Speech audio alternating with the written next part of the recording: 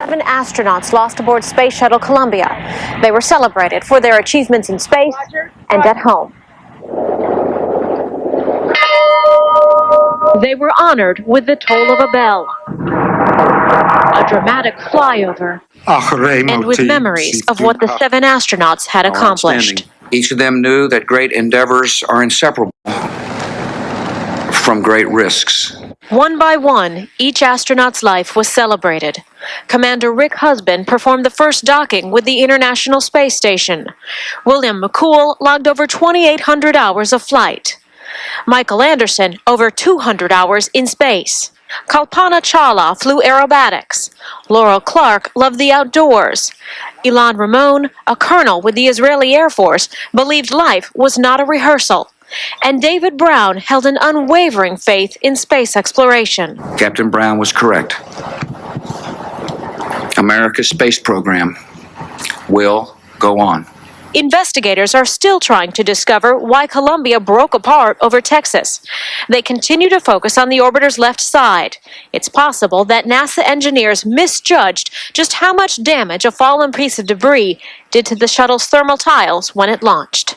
We also have the tremendous duty to honor the legacy of those fallen heroes by finding out what caused the loss of the Columbia and its crew, and to make sure that this never happens again. Today, however, the focus is not on how Space Shuttle Columbia was lost, but on the crew who went down with it. Among their research, they studied ways to prevent pain and suffering, not foreseeing how much this mission would cause. Live at the Johnson Space Center in Houston, Jennifer Miller, now back to you. Children visiting the space station exhibit at the Explorium watched today's memorial service on NASA's big screen television. News 5's Tamisha Hassel has the report.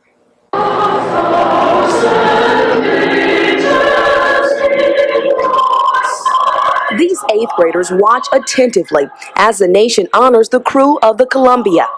I think it's pretty nice that the people care about the people that went up in space. They care so much about it that they would throw a big memorial like this for them. I think it's interesting to watch this, and it's good to see the president up there and all the families getting to hear about what it's like from other people, what they think about their family members. The students go to Cedar Lake Middle School in Biloxi. For the past 2 weeks, they've studied aerospace engineering in their science class.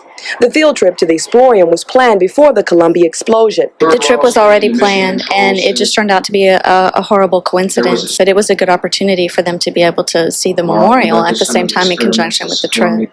For these students, the NASA space program is about as common as television, and they will be the first to admit that at times they may have taken it for granted. But they say the Columbia disaster and today's memorial have given them a new sense of appreciation for the American space program. It's certainly a day that they'll remember. They'll remember the field trip. Despite all of the dangers associated with space travel, each student said the NASA space program is too important to end. In my mind, it really isn't that great of a risk, but it is. More people get killed by car crashes and plane crashes than in the space shuttle. I think that it's a really bad thing that it happened, but the astronauts on the space shuttle would probably still want us to move on and go on with what they did.